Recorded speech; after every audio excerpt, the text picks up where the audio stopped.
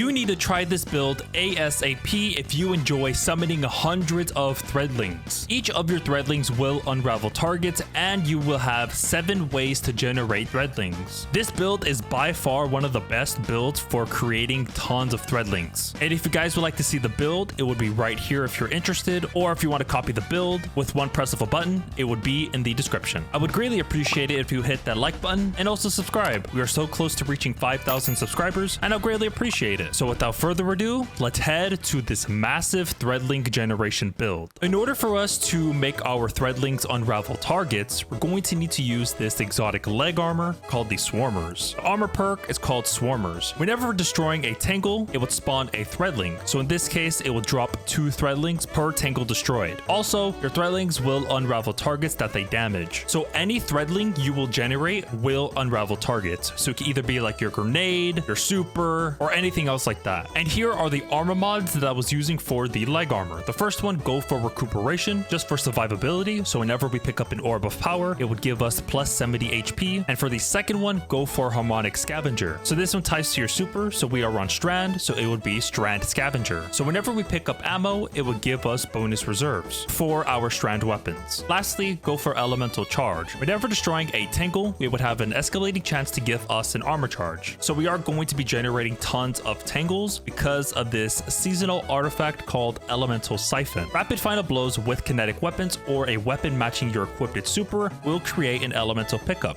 So in our case, our elemental pickup is a tangle. Let's now head to the Broodweaver subclass. For the abilities, I do recommend going for Healing Rift just for more survivability, and we can also be able to spawn in Threadlings with our Healing Rift because of this aspect called Weaver's Call. Whenever we activate our class ability, it would spawn in 3 Threadlings, and it would also deploy any Threadlings we have perched. What they mean by perched is that the Warlock can be able to hold 5 Threadlings at once, so whenever we cast our Rift, it will poop out all of those 5 Threadlings. You will be able to see that on the left side of the screen when a Threadling goes to you. And also, targets defeated by Strand damage have a chance to generate a perched Threadling. For the Strand grenade, I am going for Threadling grenade for an additional way to spawn in Threadlings. So for this grenade, you can be able to spawn in 3 Threadlings. And the last aspect I chose to put is Weave Walk. Whenever you're in midair, it would consume 25% melee energy per second, and also while you are in Weave Walk, you would get a 90% damage resist. And as you're inside of Weave Walk, it would generate perched Threadlings as you're inside, every 0.5 seconds. So to make it even simpler, it would only take one of your melee charges to produce 5 perched Threadlings. And if you want to exit out of Weave Walk, you can either reactivate your dodge or cast your Rift. So in total, we are going to be having 4 fragment slots. Let's head to those. For the first one, go for Thread of Evolution. Threadlings move 30% faster, travel further, and deal increased damage. So in total, they are going to deal 33% increase in damage to combatants. For the second fragment, go for Rebirth. Strand weapon final blows have a chance to create a Threadling. So in this case, it would be our exotic weapon or our power heavy weapon. On the third fragment, go for Thread of Continuity. Suspend, unravel, and sever effects applied to targets have increased duration. So this will last 50% longer, but in this case, we're mostly going to be unraveling targets. So of course, it will last 50% longer. On the fourth and final fragment, go for Thread of Fury. Damaging targets with a tingle will grant melee energy, but you would get minus 10 strength. Whenever we damage a tier 1 combatant, it will give us 10%. If it's a tier 2 combatant, it will be 18%. If it's a tier 3 combatant, it will be 20%. And lastly, if it's a tier 4 combatant, it will give us 30% melee energy. Because I wanted to produce more melee energy to proc Weave Walk. Let's head to the weapons. For the kinetic weapon, it's an exotic Strand linear fusion rifle, and it's called Euphony. The intrinsic trait is called Unwound. Dealing sustained damage with this weapon spawns Threadlings at your target's location. So whenever you deal 6 hits on a target, it can either be body shots or precision shots. It will spawn in 3 Threadlings on that target's location. And for the weapon perk, it's called a Spindle. Threadling damage increases this weapon's damage. So it can be any Threadlings that you will generate. It cannot be your teammates. So if you were to damage your enemies with Threadlings 25 times, it would give you a 50% increase in damage for 10 seconds. And if you want to refresh the timer, your Threadlings would need to hit more targets. Onto the energy weapon. You can choose any weapon you like in the game, but for me, I chose to put this Arc Sidearm just because I could be able to 1, stun unstoppable champions, and 2, stun overload champions. And also 3, because you're going to be generating more melee melee energy because of the perk called Pugilist. This is on the third column, so final blows with this weapon will generate improved melee energy, so you are going to be getting 10% increased in melee energy per kill for this weapon. And the fourth perk will allow you to stun overload champions, and it's called the Volt Shot. Reloading this weapon after getting a kill will grant you the ability to jolt the next target you hit. And the origin trait for this sidearm is Right Hook. Dealing melee damage gives this weapon increased target acquisition and range for a short period of time. Dealing melee damage again extends the effect. So in this build, we are most likely not going to be using our Arcane Needle, but if you guys would like to proc that origin trait, be sure to use the Arcane Needle. For the power weapon, be sure to go for this Strand machine gun called the Pro Memoria. On the third column, go for Hatchling. Precision final blows or rapidly defeating targets with this weapon will spawn a Threadling at the target's location. So in this case, we're most likely going to be getting precision kills to give us that guaranteed Hatchling drop. And to make it even better, on the fourth column, go for Dragonfly. Precision kills will create an elemental damage explosion. The origin trait for this machine gun is Dealer's Choice. Final blows with this weapon will grant a small amount of super energy. Equipping multiple weapons from the Pale Heart will increase this effect. Sadly, we aren't using another weapon that will increase this effect, but I wanted to use this for the seasonal artifacts called